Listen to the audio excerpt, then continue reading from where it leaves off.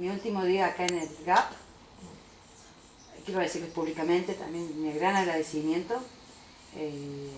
Yo difícilmente extraño un lugar a donde voy. A este lugar lo voy a extrañar, porque me he sentido muy cómoda, muy bien con todos, con toda la gente que estuvo acá y con todo esto que fue para mí un reencuentro con un pasado mío y con un presente también, porque como que aprendí también muchas cosas.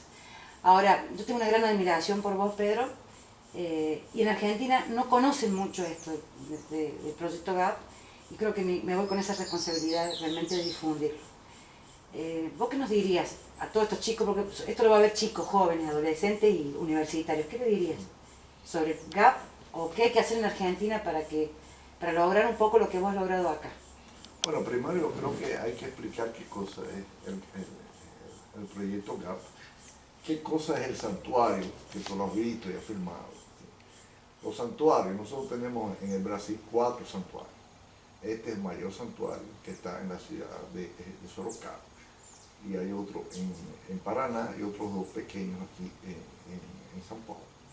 Entonces, esos santuarios son mantenidos por las familias que son dueñas de los locales y mantienen todo esto. Todos los santuarios están afiliados al proyecto GAP y nosotros hacemos toda la relación pública entre todos nosotros. Damos asesoramiento cuando precisan, cuando tienen problemas, por ejemplo, de salud, etc. Nosotros damos la información que tenemos en algún lugar de los santuarios. El proyecto GAP es un proyecto que se constituyó en los Estados Unidos hace 15 años atrás. Fue creado por Peter Singer, que es un filósofo australiano que vive en los Estados Unidos, junto con otros científicos, inclusive Jane Goodall y otros conocidos primatólogos. Ellos crearon este proyecto para defender los derechos de los grandes primatas. Durante 15 años ellos hicieron un trabajo de difusión, crearon algunas representaciones. Después que nosotros creamos este santuario, 12 años atrás, nos relacionamos con ellos y ellos nos nombraron a nosotros representantes del GAP en el Brasil. Como el trabajo nuestro fue muy destacado, especialmente por el trabajo en los santuarios, hace unos 4 años atrás me escogieron a mí como presidente internacional, porque la situación en Estados Unidos no era buena. Doug, que fue el director ejecutivo, estaba en PASA, que es la Alianza de Santuarios Africana, y ahora está en la ONU. Entonces ellos no tenían una estructura en Estados Unidos. Nosotros podíamos darle tanto el financiamiento como la estructura en un país como este, donde tenemos lo que mostrar. Por eso el GAP fue transferido para acá, el site fue transferido para acá, el portal nuestro ahora es en 3 idiomas y toda la información se genera desde aquí. Entonces, nosotros lo que queremos construir en algunos países donde hay grandes primatas, porque en América Latina el gran problema es que en muchos países no hay. Entonces no hay mucho sentido, donde no hay grandes primatas que tú no puedes mostrar, tú no puedes luchar por los derechos de ellos, hacer un esfuerzo.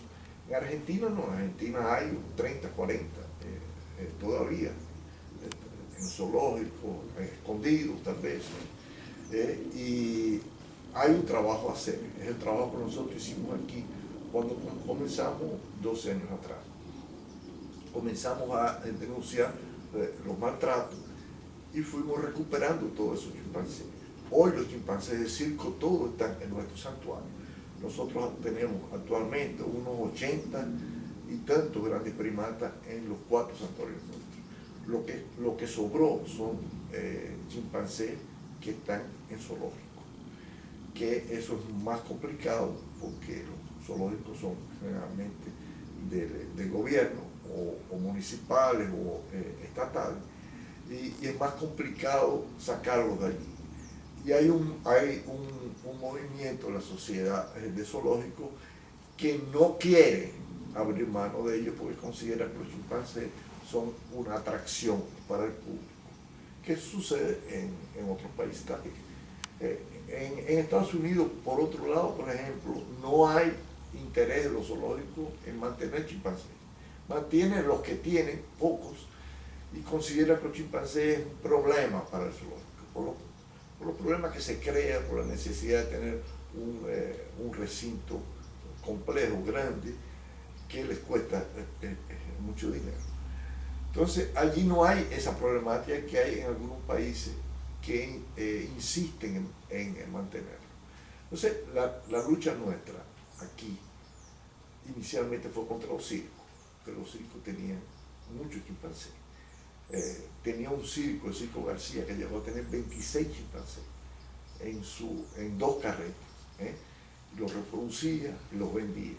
Había un lugar en el sur que producía también chimpancés. Los sacaban de la madre a los 2 días nacidos, los criaban 4 o 5 meses y los vendían para circo y zoológico. Todo eso acabó. Los circos hoy no tienen más chimpancés y prácticamente tienen muy pocos animales. Pues se han aprobado leyes municipales y estatales que prohíben la entrada en esos municipios de circos que llevan animales. Entonces, los circos han llegado a la conclusión que no vale la pena mantenerlo, porque no van a poder entrar en los grandes centros. Entonces, ahora la lucha que nosotros hacemos contra los zoológicos que tienen chimpancés, porque en realidad todo eso, nosotros tenemos la prueba viviente. Todos los chimpancés que llegaron aquí, que llegaron de zoológico, llegaron 1000 veces peor que llegaron de circo. Todos tenían problemas mentales, y todos nunca se han recuperado completamente. Ellos han mejorado la calidad de vida, pero nunca serán como eran. Los de circo tienen problemas físicos, le arrancaron los dientes, los castraron, los golpeaban, etc. Pero después que tú le das un tratamiento aquí, fuera del público y en un ambiente grande, bien alimentado, en grupos, cuando es posible, ellos mejoran mucho y no tienen los problemas mentales, las secuelas mentales que tienen los que vienen de zoológico. El GAPI también está haciendo una campaña internacional, porque aquí no tenemos ese problema, en Argentina no hay ese problema, que es el uso en experiencias médicas, que el gran problema es en los Estados Unidos. Los Estados Unidos es el único país prácticamente en el mundo que todavía los usa en experiencias médicas. Ha disminuido mucho, por lo menos hay unos 100 chimpancés todavía siendo usados, y hay unos 800 o 900 en teoría pueden ser usados si hay una emergencia de salud, que es lo que la ley actual dice. Hay una ley en el Congreso norteamericano que debe ser aprobada este año, que acabaría con eso. Entonces no habría más experiencias con chimpancés en el mundo, que es otra de las luchas que nosotros llevamos. La otra lucha que el GAPE hace es luchar por el hábitat de ellos en África y en Indonesia, que es donde los grandes primates existen, que intentar mejorar las condiciones que los que están en vida libre tienen. Es una lucha difícil porque prácticamente los países donde ellos están son países gobernados por gobiernos corruptos, gobiernos que no tienen conciencia de lo que están haciendo, que venden su riqueza, que dejan que los madereros, los mineros entren y destruyan todo. Y yo creo que en 10 o 20 años va a ser muy difícil que esos seres existan en vida libre. Por eso lo que va a existir posiblemente van a ser en santuarios. Es una visión pesimista, pero es una visión al mismo tiempo realista. Nosotros no podemos soñar que vamos a conseguir cambiar a esos gobiernos. Eso es muy difícil. Y las grandes potencias que tienen el poder de hacerlo, difícilmente lo van a hacer porque tienen otros problemas mucho más prioritarios que ese, Ese sería el último. Cuando vayan a darse cuenta de eso, el hábitat en África y en Indonesia está todo destruido, porque es un problema económico, un problema de explotación de aquella región. Pedro, una cosita. Yo en definitiva te quiero preguntar, o sea, nunca yo te quiero preguntar así, sé lo que sentí, o sea, lo he visto, pero para vos, ¿qué es un chimpancé? ¿Qué es? Un chimpancé es un ser humano para mí primitivo, un ser humano primitivo. Tal vez un ser humano que no se desarrolló completamente por el problema del habla. Un chimpancé no puede aprender más de 5 o 6 años de un humano porque no consigue comunicarse. Pero él tiene todas las condiciones de llegar a serlo. Pero no lo tiene porque evidentemente hay una frontera biológica que ellos no consiguieron pasar, que es articular palabras. Por eso en la película, la última película del planeta de los monos, El origen, el énfasis que se da ahí, que un chimpancé consiguió hablar, él condució a todo el grupo a hacer la lucha que ellos precisaban. Mientras que eso no exista, nosotros tenemos que hacer la lucha por ello. Y es muy limitado lo que uno puede hacer. ¿Por qué? Porque el ser humano considera que él es el dueño de todo, es el único, es lo más importante que hay aquí. El resto son todos objetos para su uso. Entonces, cambiar esa filosofía es muy difícil. Hemos avanzado en los últimos 10, 15 años mucho, si tú consideras que en los últimos 2000 años no se avanzó nada en el sector. Yo creo que se puede conseguir por lo menos los derechos básicos de aquí a unos 10, 20 años. Por eso estamos luchando jurídicamente. Porque mientras que en la constitución del país o en la jurisprudencia de un país no se diga que existe un ser como ellos que tiene personas jurídicas y que tiene algún derecho básico, nosotros no vamos a conseguir nada. Eso tiene que ser la lucha principal, que es la que estamos ahora enfrentando aquí. Nosotros estamos publicando un libro en portugués, hecho por un abogado. Él hizo todo el trabajo de investigación, produjo un libro muy completo.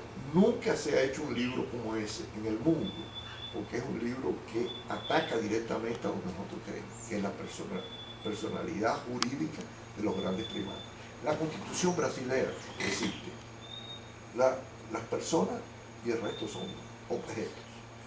Entonces, tiene que haber entre las personas y los objetos son todos los animales, incluyendo los grandes primates, por más que aquí no tengamos grandes primates.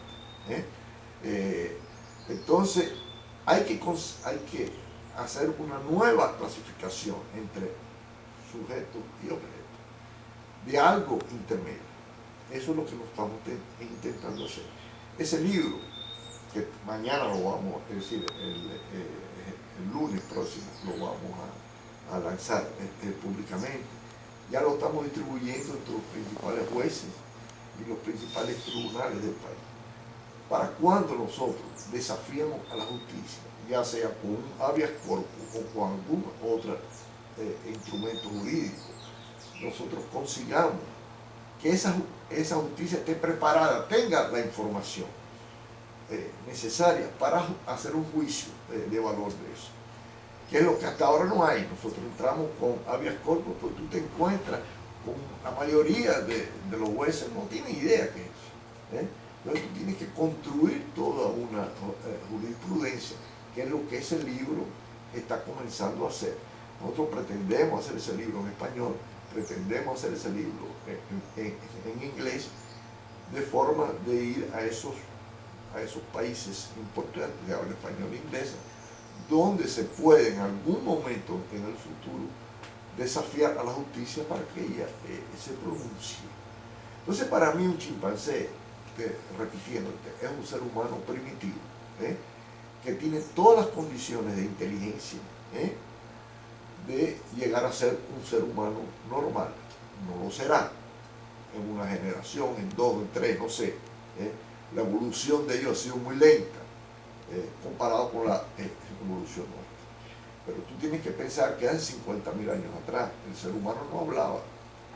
El ser humano y era humano.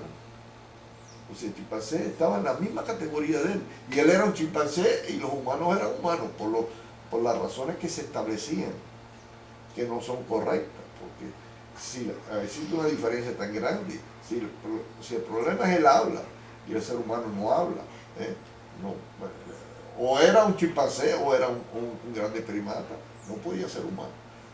Ahora, el habla, sin duda, que es un divisor de aguas enorme, porque tú consigues desarrollar tecnología, tú consigues transmitir conocimiento, desarrollar el mundo, que es lo que el ser humano ha hecho. Entonces, como te digo, el ser humano tiene que reconocer que existen seres como ellos, que están un poquito por abajo del nivel humano, pero que tienen el derecho a ser tratados en una forma diferente que lo son tratados el resto de los animales que no tienen esa inteligencia y no tienen esa capacidad. Entonces, yo cada día aquí, yo aprendo todos los días en el santuario. El santuario es excelente para eso, porque pues, tú tienes una interacción con ellos. Todos los días ellos me enseñan cosas de su capacidad intelectual, de cómo ellos planifican, de cómo ellos piensan, de lo que ellos quieren, y cómo ellos se relacionan entre ellos y con nosotros. Entonces, cada día es lo que yo quiero aquí, me refuerza ese pensamiento, que los grandes primatas en realidad están en un nivel muy pequeño abajo de los humanos. Corta un poco, a ver si...